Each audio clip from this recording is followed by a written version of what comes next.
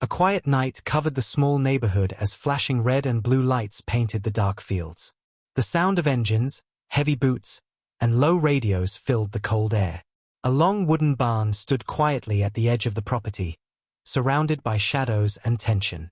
The wind brushed through the tall grass, carrying whispers from the neighbors who stood behind their windows. Curtains moved like nervous eyes. They had never seen so many armed men on their quiet street. Every neighbor was holding their breath, trying to figure out what was happening. At the gate stood Karen, the HOA president, wearing her usual red jacket, her arms folded like a woman who thought she had already won. Her lips curled into a smug smile as she watched the SWAT team move in. She had been waiting for this night. She had made the call herself, reporting the barn as the center of something dangerous. She had told the officers about noise, illegal activity, and strange equipment. She didn't care if it was true or not. She only cared about forcing the woman who lived here to bend. The HOA had rules, and Karen believed no one could break them, not even her. The officers spread out in silence, their black uniforms blending with the darkness. Their rifles pointed at the barn, their flashlights slicing through the night like blades. A deep voice came through the radio, giving short, sharp commands. They moved like shadows, surrounding every corner, every door, every window. One officer raised a hand, signaling the commander that the perimeter was secure. Another officer crouched behind a patrol car, checking his gear. The barn itself looked old from the outside, with faded wood and a single hanging light by the main door, but something about it felt different. It didn't feel abandoned or weak. It felt alive, strong, like something inside was watching them back. Karen tilted her head slightly, her smile growing. She whispered to the neighbor standing beside her, "Finally. She's going to regret ignoring the rules." The neighbor didn't reply. He was pale and silent, watching the way the SWAT team moved like hunters around their prey. He didn't like Karen. He never did. But he also didn't dare say anything. The entire neighborhood knew that when Karen set her eyes on someone, she never let go. She had fined families for keeping their porch lights on too late, for parking an inch over the line, for hanging the wrong color curtain. But this time, she wasn't going after porch lights or paint. She was going after someone stronger, and she didn't even realize it. Inside the barn, the woman sat in a chair, watching everything on a wall of glowing screens. The cameras she installed months ago caught every angle outside. The flashlights, the rifles, you said. Oh, by part 1 ko gap k bag air authentic leak car do or long leako. Chat GPT said. A quiet night covered the small neighborhood as flashing red and blue lights painted the dark fields like a storm of colors tearing through the silence, and every sound seemed louder than usual as the cold air carried the weight of something serious. Engines hummed low, tires pressed into the gravel road, and boots thudded against the ground in a slow and practiced rhythm while the long wooden barn stood at the edge of the property like an old sentinel, tall and silent, its dark shape cutting through the night. Neighbors pressed their faces against their windows, their curtains moving slightly as they whispered in low, worried voices, too afraid to step outside but too curious to look away, because no one in this quiet neighborhood had ever seen a night like this. At the gate stood Karen, the HOA president, her arms folded tightly across her chest and a smirk stretching across her face, her red jacket glowing faintly in the flashing lights. She thought this was her moment of victory, the night she finally crushed the woman who had dared to ignore her rules. She had made the call herself, reporting the barn as the center of dangerous, illegal activity, even though she knew deep down nothing was going on. But for Karen, this wasn't about the truth. This was about power, control, and proving that no one could stand against her and the HOA. She stood straight like she owned the land, her eyes cold and sharp as the officers surrounded the barn. The SWAT team moved like shadows, smooth, fast, and silent. Their heavy black uniforms blended with the darkness, and their rifles pointed at the barn with the precision of people who were trained for war. Flashlights cut through the night like knives, their beams bouncing off the old wood and creeping into every corner. The radio on the commander's chest crackled softly as a deep voice gave short, sharp commands. They took positions with perfect coordination, surrounding the entire property without making a single unnecessary sound. One officer raised his hand in a silent signal, another adjusted the scope on his rifle, and two more crouched low behind a patrol car, their breaths calm and steady. They didn't know what they were walking into. All they had were reports from the HOA, reports full of lies and exaggerations that painted the barn like a threat to the whole neighborhood. They believed there was danger inside. They didn't know the truth yet. The barn looked old from the outside, with faded planks, peeling paint, and a single hanging light swaying slowly in the cold wind, but it didn't feel weak. It didn't feel abandoned. It felt alive, like something inside was awake, aware, and watching them back. The commander felt it in his gut, the same way seasoned officers felt when something wasn't what it seemed. He scanned the upper windows with his flashlight, and for a split second, he thought he saw movement inside. His jaw tightened. He gave the signal for everyone to hold their positions. Behind him, Karen tilted her head with that same smug smile, as if she was watching a show she had personally directed. She leaned closer to the neighbor standing next to her and whispered, "Finally. She's going to regret ignoring the rules. I told her, no one gets away with this." Her voice dripped with arrogance. The neighbor didn't reply. His hands were shoved into his jacket pockets, his knuckles white from the cold or maybe from the fear. He didn't like Karen, but like most people in this neighborhood, he kept quiet. Karen always got what she wanted. Or at least, she thought she did. Inside the barn, the woman sat in a dark corner, her elbows resting on the armrests of a leather chair, her face lit by the pale blue glow of a wall of security monitors. She had installed the cameras months ago, not because she was afraid, but because she knew something like this would happen. Every screen showed a different angle of the outside world. The SWAT officers crouched in the shadows, the flashlights sweeping across the yard, Karen's red jacket standing out like a fire in the night, the nervous neighbors peeking through their windows. She watched everything calmly, her heartbeat steady, her expression unreadable. Most people would panic seeing a heavily armed team surrounding their property in the middle of the night. She didn't. She leaned back slowly, crossing one leg over the other, and a faint smile touched her lips. She wasn't the prey in this game. She was the storm waiting in silence. She reached to the small black device on the table next to her, her fingers brushing the cold metal, and the old barn around her hummed faintly. It wasn't just a barn. It was wired, reinforced, and prepared. She had built it to look ordinary on the outside but strong and watchful inside. She glanced at the screen showing Karen's face at the gate and shook her head lightly. Karen had been trying to push her out for months. HOA notices, fake fines, false accusations, petty threats. It had been a steady storm of harassment. But Karen made a mistake tonight. She thought calling SWAT would scare her. She thought she would run. She didn't know who she was dealing with. The woman stood slowly, the creaking of the chair barely louder than the hum of the machines, her shadow stretching across the floor as the security monitors flashed. She picked up her jacket, zipped it up, and walked toward the door. Outside, the world was tightening around her like a trap, but what no one knew yet was that the trap was already in her hands. She was not just a homeowner. She was something far more powerful.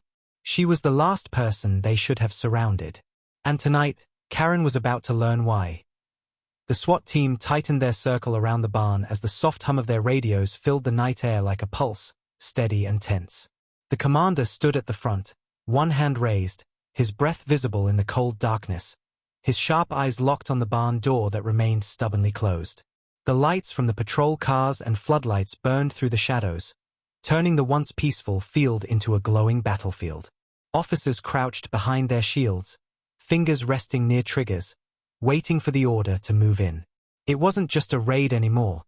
It felt like they were standing in the middle of something bigger, something they didn't fully understand. The wind cut through the trees with a long, low whistle as if the night itself was warning them to stop. Karen, standing by the gate with that same confident smirk, mistook the silence for fear. She thought the woman inside was trapped, panicking, begging for a way out. She couldn't be more wrong. Inside the barn, the woman moved like she already knew how the night would unfold. Her boots made no sound on the polished wooden floor as she walked toward a panel on the wall hidden behind old farm tools. She pressed her palm against a small black scanner, and instantly the panel slid open, revealing a control screen and a series of blinking red lights. Her eyes stayed cold, focused, calculating. She tapped a button. Outside, the heavy barn doors shuddered, then clicked as steel bolts locked into place from the inside. The SWAT commander froze as he heard the faint metallic sound. He gave a hand signal. 2 officers rushed to the door and pulled, but the door didn't move even an inch.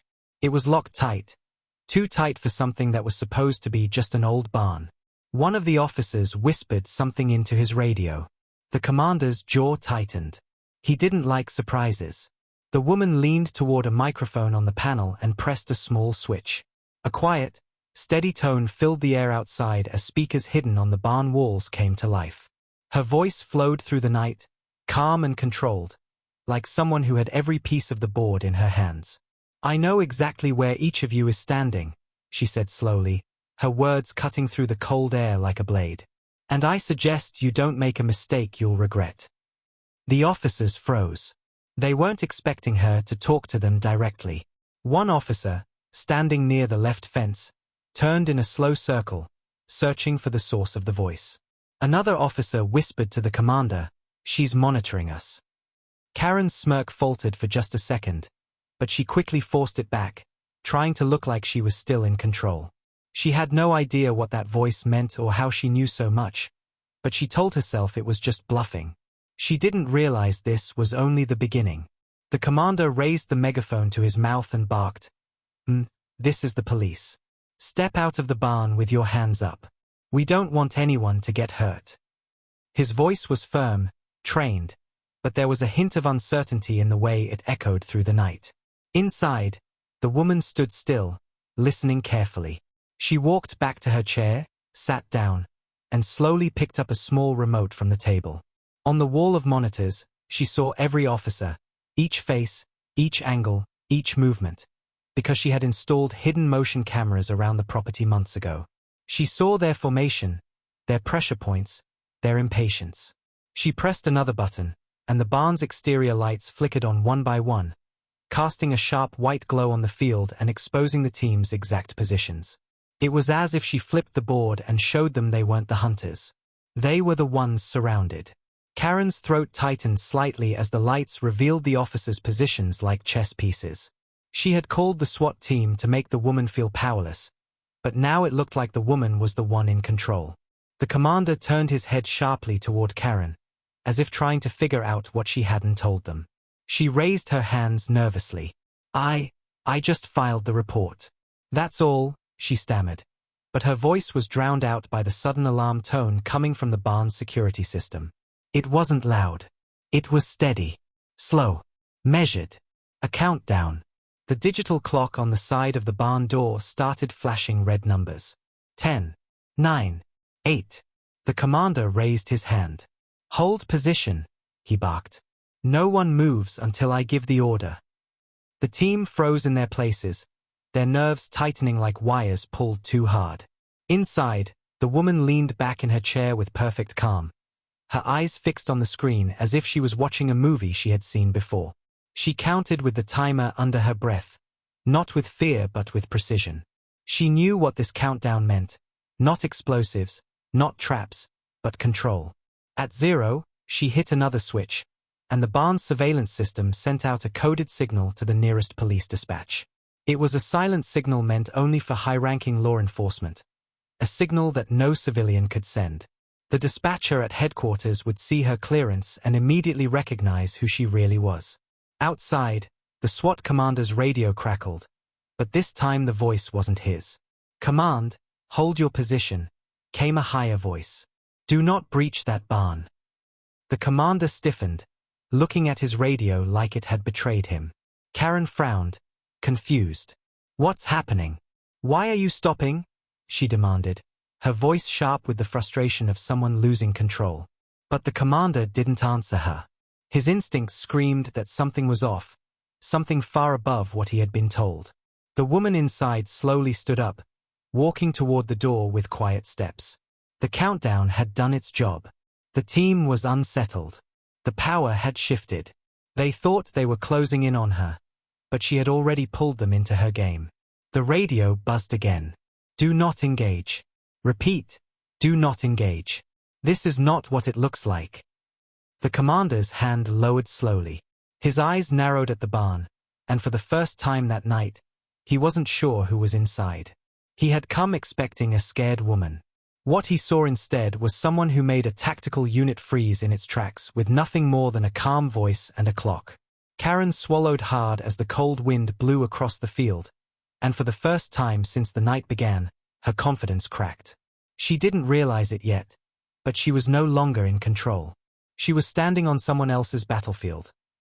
Earlier that day the air in the neighborhood had felt different, though no one knew why at the time, and Karen had spent hours sitting in her office at the HOA clubhouse tapping her long red nails against the polished wood desk as she stared at a pile of papers filled with complaints she had written herself. Complaints she had carefully crafted to make the woman living at the barn look like a dangerous problem. She had called emergency services and exaggerated every detail. Loud noises, strange lights, mysterious visitors, and dangerous equipment being stored illegally. She wanted this night to happen exactly like this. For weeks she had been telling board members that the woman was hiding something, that she was a threat to their quiet, picture-perfect community. The truth was simpler. Karen wanted the land. The barn stood on a stretch of property that blocked her dream project. New gated townhouses that would increase HOA control and her personal power. She had tried letters, she had tried fines, she had tried intimidation, but nothing worked. The woman had ignored her, smiled at her threats, and refused to bend. So Karen turned to her last trick, weaponizing fear. She met with 2 board members in the afternoon in the same clubhouse, the air thick with the scent of cheap coffee and power-hungry whispers. She doesn't follow our rules, Karen had said, slamming her hand on the desk for effect. She thinks because she lives a little away from the main road, the HOA can't touch her. Tonight that ends. When they see her barn surrounded by SWAT, she'll either sell or break. One of the board members had shifted nervously in his chair. Karen, what if she's not doing anything illegal? He asked. Karen narrowed her eyes like a hawk. Doesn't matter. Once the right people believe something bad is happening, it doesn't have to be real anymore. It just has to look real. She smiled then, slow and satisfied. She already saw the victory in her mind. She didn't know the woman inside the barn was 10 steps ahead. Back at the barn that same afternoon, the woman had been watching the HOA clubhouse through one of her remote cameras mounted miles away. She had heard the whispers long before Karen made her call. She knew they were building something against her. She had received every fake fine, every petty warning, every thinly veiled threat they sent her way. She didn't react then because she didn't need to. She was collecting everything, recordings, photos, documents. She knew exactly what was coming, and when.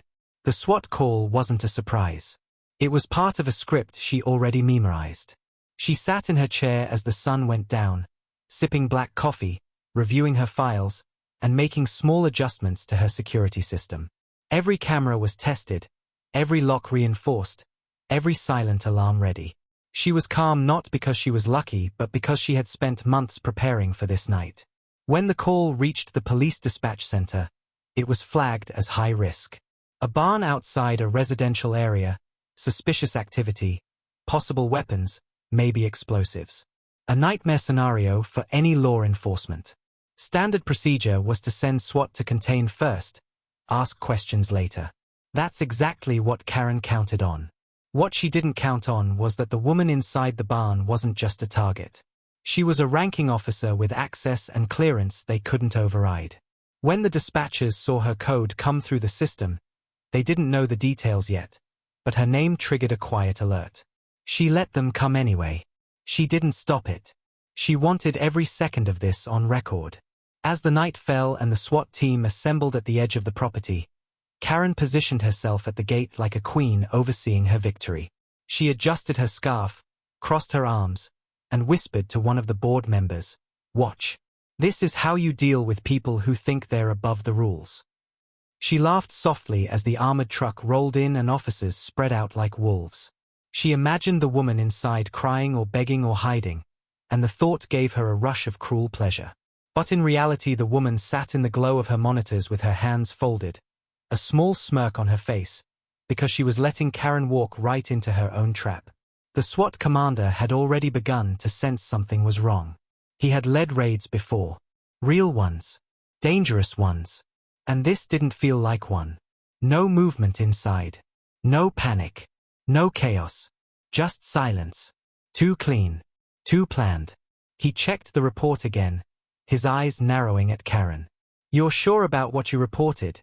he asked her once more, his tone sharper than before. Karen raised her chin proudly. "Absolutely. She's trouble. You'll see. We all heard strange things from there. She's been defying the HOA for months." The commander didn't like HOA drama. He didn't like being pulled into rich people games. But he had to follow procedure. What he didn't know was that the woman had already pulled the trigger on her own silent alarm. The one that told headquarters who she was and what level of clearance she had. The team outside thought they were surrounding a suspect. In truth, they were surrounding their own boss. Inside the barn, she walked over to the main control panel, brushed her fingers across the cold steel of the switch, and started the lockdown. Thick bolts slid into place. Hidden cameras rotated quietly, locking onto every angle of the outside world. She watched Karen on the monitors like a hawk watching a mouse pretending to be a lion. Every fake fine, every notice, every petty insult Karen had thrown at her flashed through her memory.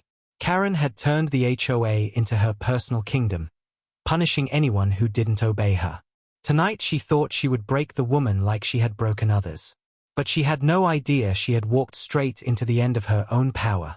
The neighbors had gathered quietly behind their curtains, some recording on their phones, others simply staring in disbelief.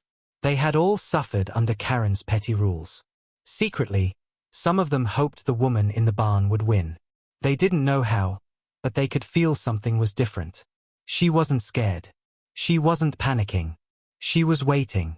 And the longer the night stretched, the clearer it became. Karen thought she had set a trap. She didn't realize she was standing in one. That the night grew colder as the standoff stretched on and a thick fog began to creep over the field, swirling slowly between the boots of the officers and wrapping around the fence posts like smoke from a fire that hadn't started yet, and the weight in the air changed. It wasn't the kind of tension that builds when people are confused. It was the kind that snaps when one person finally makes their move. The SWAT commander stood at the front, his jaw tight, one hand gripping the radio at his shoulder as a voice from headquarters whispered something only he could hear. His eyes flickered to the barn door, then to Karen. For the first time that night, there was a sliver of doubt in his face. The countdown had stopped, the barn was locked like a fortress, and the woman inside hadn't panicked, hadn't begged, hadn't made a sound except for that calm, dangerous voice earlier that had sent chills through even the most seasoned officers. This wasn't some ordinary homeowner, and deep down, the commander knew it. He lowered the radio slowly, raised the megaphone to his mouth, and shouted, Step out of the barn with your hands where we can see them. Do it now." His voice echoed hard through the night, bouncing against the wooden walls, against the heavy silence, against Karen's smug little smile that was starting to crack at the edges. Inside the barn, the woman zipped up her dark jacket, brushed a few strands of hair away from her face, and took one last look at the monitors where every angle of the scene outside was displayed like pieces on a chessboard. She could see the officers forming their tight perimeter. She could see Karen shifting her weight nervously but trying to look powerful. And she could see the neighbors hiding behind their curtains, holding their breaths. This was the moment she had been waiting for. She had given them time to show their hand, and now it was her turn. She walked slowly to the main door, each step steady and quiet, the sound of her boots echoing softly through the barn like a drumbeat leading to a battle.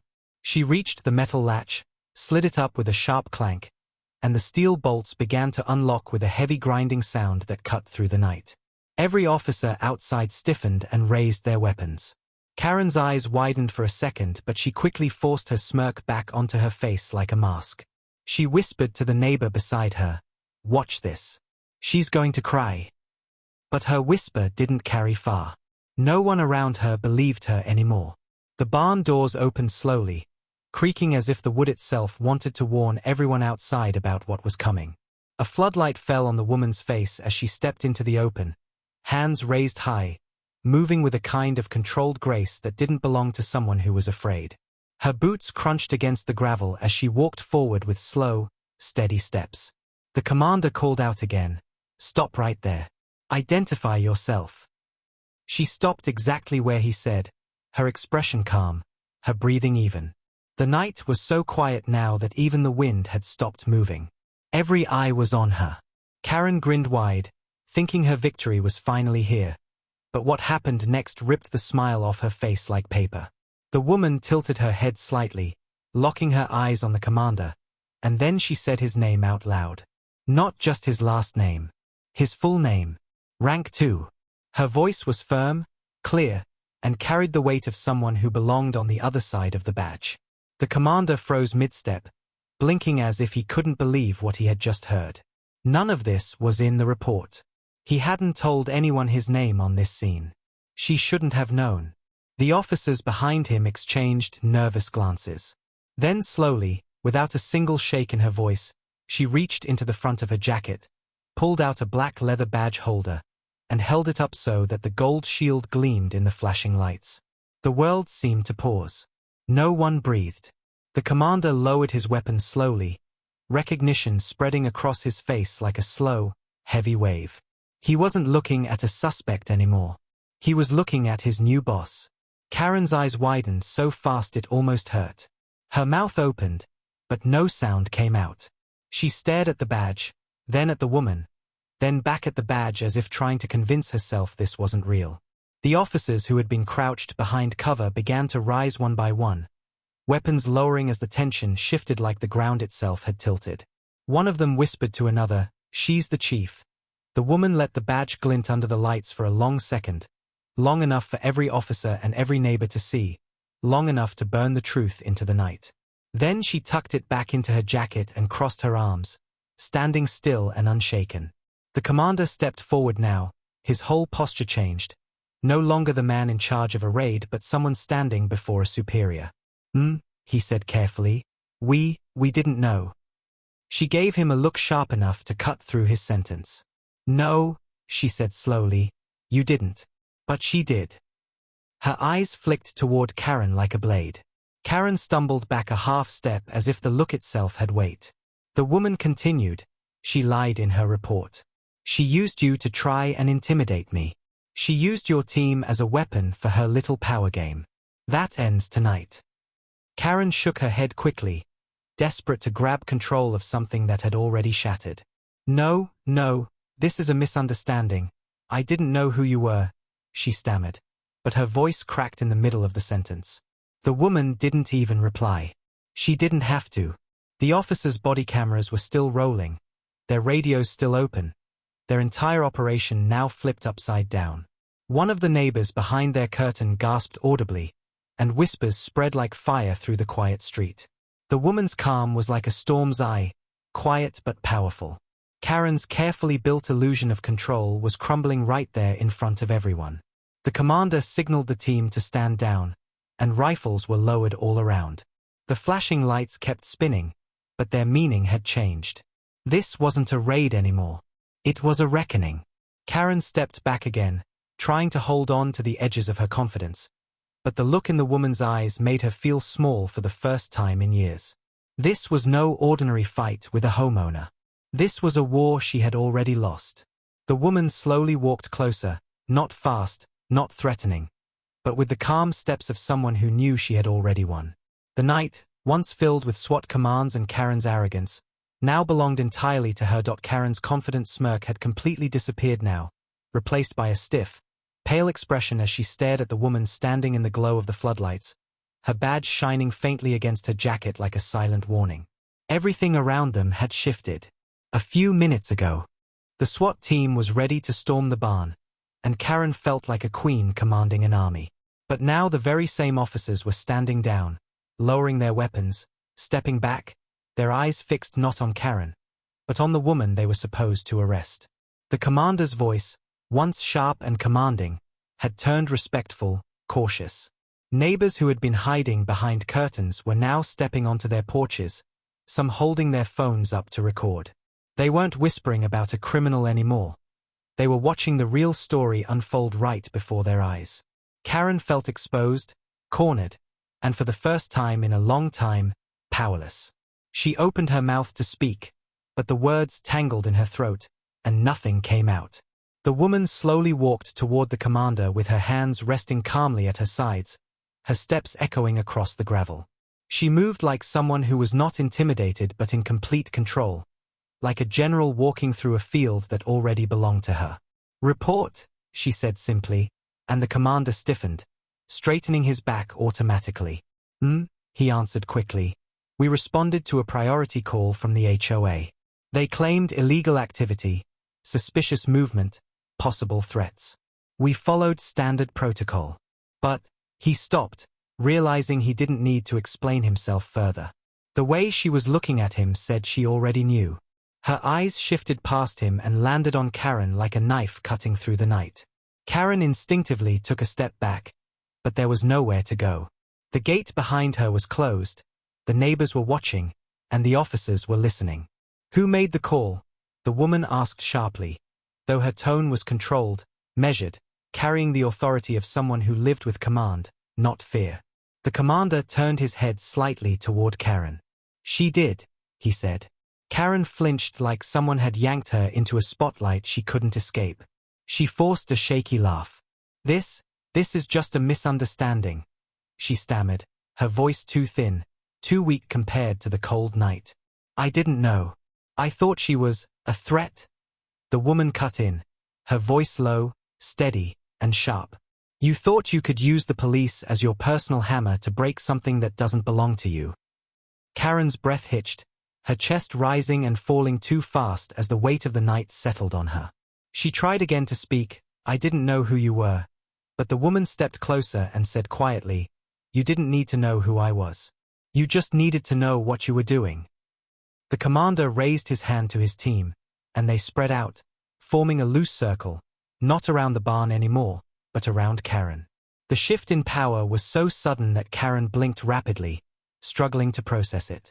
Her heart pounded in her chest as the reality of the situation hit her. This wasn't about HOA rules anymore. This wasn't some petty power game she could manipulate with fake reports and smug smiles. She had called a SWAT team on the chief of police. The woman turned back to the commander and said, "Start the bodycam review. Everything stays rolling. No edits, no cuts."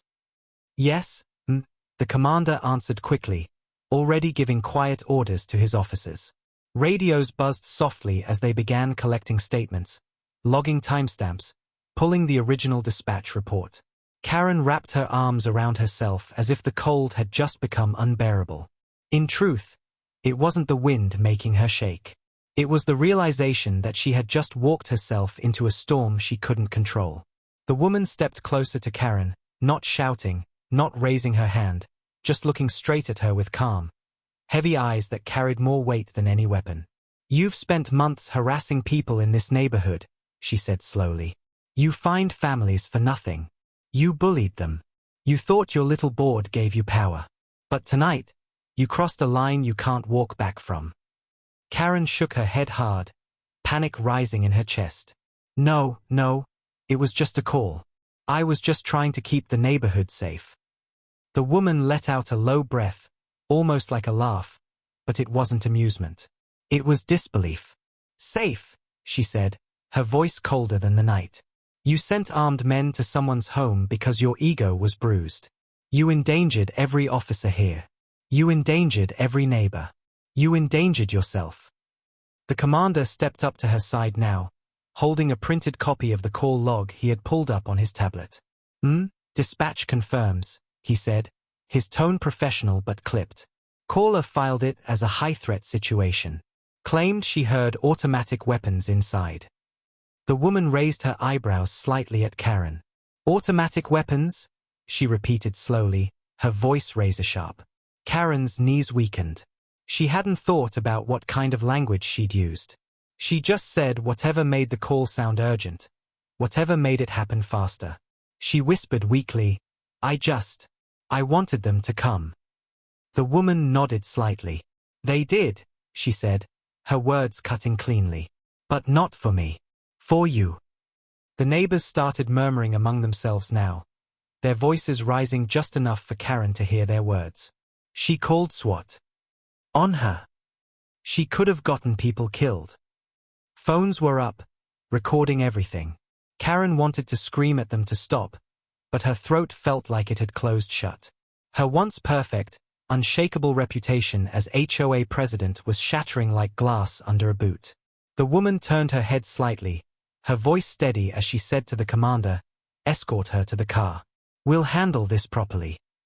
Karen gasped, "No, you can't," but the officers were already moving.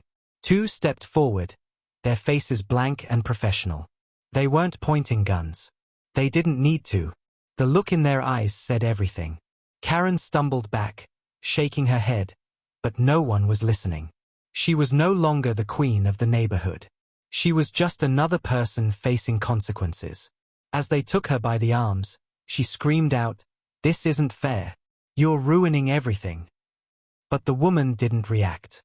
She stood there, hands in her jacket pockets, watching quietly as Karen's power slipped through her fingers like sand. The night was no longer tense. It was steady, certain, like something that had been broken for years was finally being set right. The commander gave a slight nod to the woman, the kind of nod a soldier gives to someone above him. She returned it with calm authority. The power that Karen thought she owned had never been hers. It belonged to the law. And now the law had finally come knocking, not at the barn, but at her door. The barnyard was no longer a battlefield of flashing lights and barking orders. It had transformed into a stage where the truth was now center spotlight, and Karen stood at the very heart of it with nowhere left to run. Officers surrounded her, radios buzzing softly, boots crunching against the gravel as they secured the scene. Neighbors whispered from their porches, their eyes wide, their phones still raised, capturing every second. The same people Karen had spent years intimidating with her HOA threats and fake fines were now watching her fall from the fake throne she had built. The woman, still calm and composed, turned back toward the barn and slowly walked inside, the doors creaking open like the next chapter of the night was about to begin. She didn't rush, she didn't raise her voice, she didn't need to, because now everything was under her control. Inside, the glow of the monitors still lit the room like a quiet nerve center. She walked to the small metal cabinet in the corner and pulled out a thick black folder, secured with a silver clip. She opened it with practiced precision, revealing pages of documents, maps, photographs, and printed HOA records that she had been collecting for months. Every fake complaint, every forged report, every little trick Karen and her board had pulled was catalogued, dated, signed, and ready. She had played their game silently, letting them build their case against her. But while they were building lies, she had been building proof. She slid the folder under her arm and walked out of the barn slowly, her boots hitting the ground like a slow drumbeat that made the silence outside even heavier. Karen was still struggling against the officers holding her arms, her breath sharp, panic crawling all over her face. She tried to yell again, but her words came out weak and broken. "I didn't do anything wrong. I was just trying to keep things safe here." The neighbors didn't believe her. The officers didn't even look at her. Her voice, once loud and commanding during HOA meetings, now sounded small and empty in the cold night air. The woman stopped in the center of the yard and opened the folder in front of everyone, letting the pages catch the light of the floodlamps. The commander stepped closer, eyes narrowing as he saw the printed records. "What is that?" he asked, though a part of him already knew. "Evidence," she replied calmly. "Months of it." She handed him the folder, and he flipped through the pages quickly.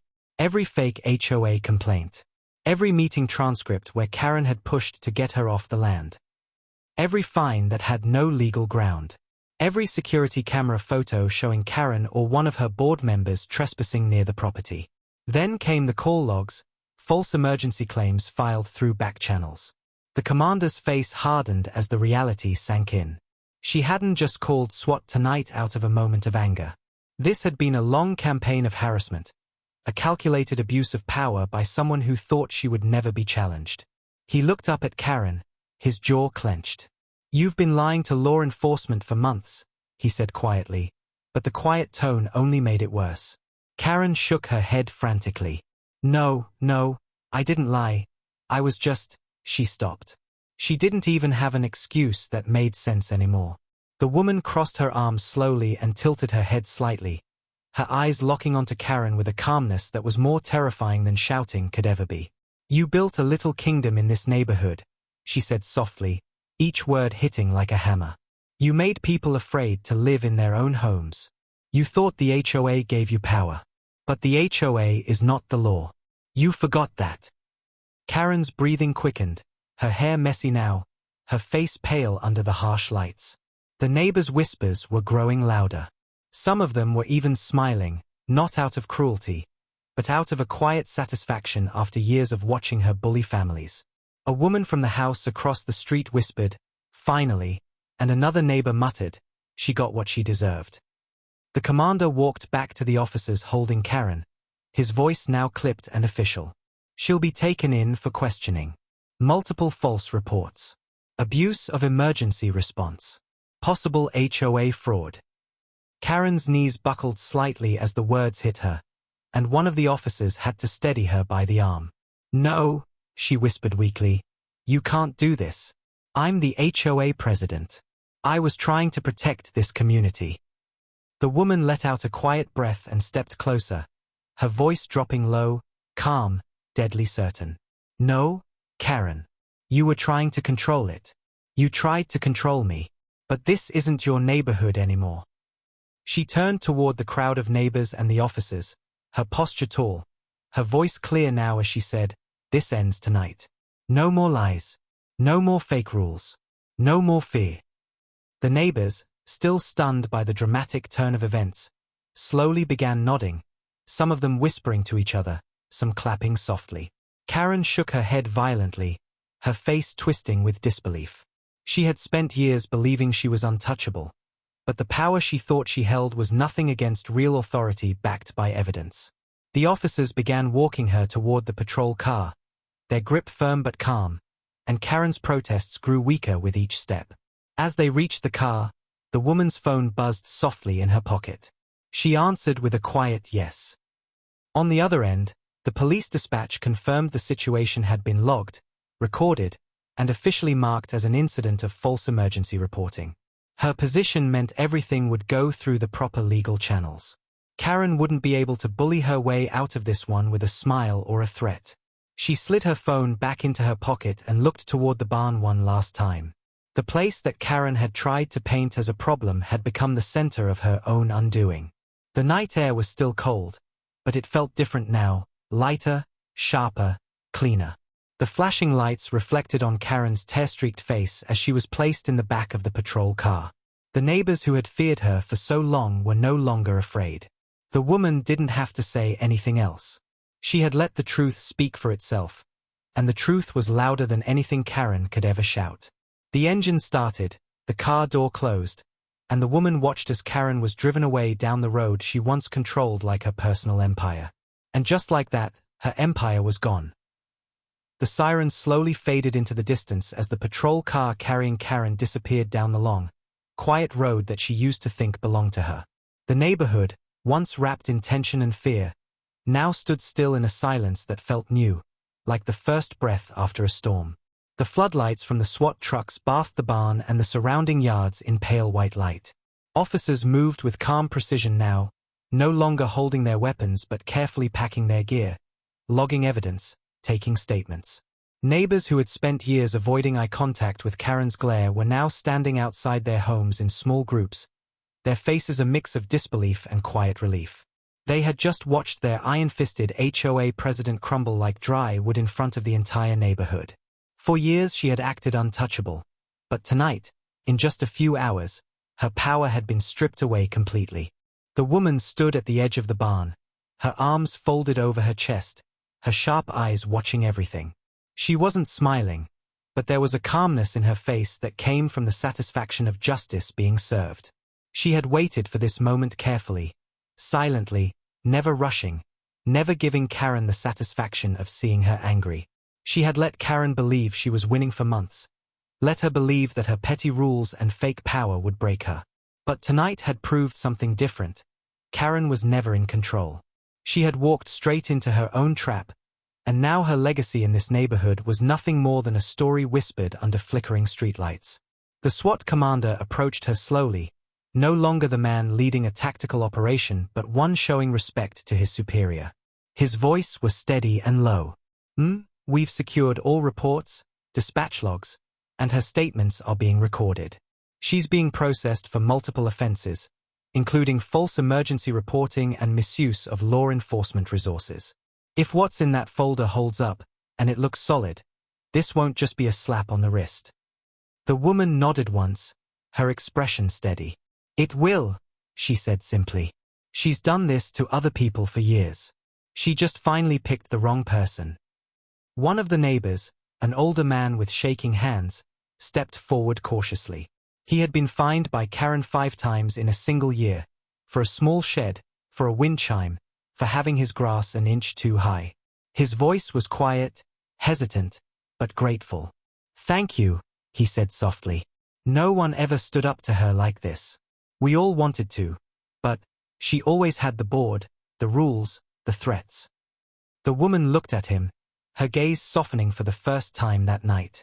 People like her don't actually have real power, she said. They only have what everyone gives them through fear.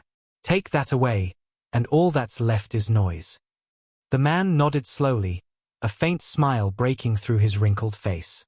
Around him, other neighbors murmured in agreement. Some smiled. Some wiped quiet tears of relief. For the first time in years, they didn't feel like they were living under her thumb. A younger couple stepped closer, holding hands, their child clinging to the woman's leg. She made us feel like criminals for building a swing set, the man said, shaking his head in disbelief. I can't believe it's finally over. The woman met their eyes with a calm, unwavering look. It's not just over, she said. It's changing. The board will be investigated. The HOA charter is under review now. This neighborhood is going to belong to the people who live here, not to someone who thinks it's their personal empire. The neighbors clapped softly, some of them laughing nervously, still not fully believing the night's events were real. But it was real. They had seen it with their own eyes. The tyrant of their community was sitting in the back of a patrol car with handcuffs on. The commander handed the woman the signed incident report, already logged and timestamped. All units will clear in 10. We'll keep a patrol on this street for the next few days. I've also made sure this entire operation is backed up on 3 different servers. She can't spin this. Not this time. She took the papers, flipped through them, and then folded them neatly under her arm. Good, she said. She spent too long making everyone feel small. Let's make sure she never gets the chance again. As the officers began to leave, the neighborhood started to quiet down. The bright flashing lights dimmed one by one as vehicles drove off. The last remaining SWAT van rolled away, and with it, the echo of the night's chaos finally faded. The woman walked slowly toward her barn, the gravel crunching beneath her boots, the same barn that hours ago had been surrounded like it was a criminal's hideout. Now it stood tall and untouched, stronger than ever, just like she was. She stopped for a moment, looking up at the night sky. The stars were faint but clear, and the wind was calm again. Everything felt different. Lighter. Like the neighborhood had been holding its breath for years, and tonight it finally exhaled. One by one, the neighbors called out to her softly, saying good night, their voices carrying gratitude and respect. They had always kept their heads down, afraid of what Karen might do next. But now they stood taller, their voices stronger. She didn't give long speeches. She didn't smile for attention. She just nodded back at them with quiet strength. She had made a statement louder than any words could ever be. She turned off the exterior lights of the barn, the last bright spot in the yard, and everything went back to a calm darkness. Inside, she sat back in her chair, the security monitors still glowing softly. She leaned back and exhaled slowly, letting the weight of the night roll off her shoulders. She had never planned to make a scene. She didn't want attention. She just wanted peace. But when Karen brought the storm, she met it with a power Karen never saw coming. Not because she shouted louder. Not because she fought dirty. But because she stood her ground and let the truth do the work. Outside, the neighborhood was finally quiet. No HOA notices would be stuck to doors in the morning. No one would be fined for a flower pot or a swing. The fear that once lived here had been dragged away in the back of a police car. She closed her eyes for a moment and smiled, not out of victory, but out of quiet, earned peace. And in the silence of the night, the barn stood tall, no longer a target, but a symbol of the night everything changed.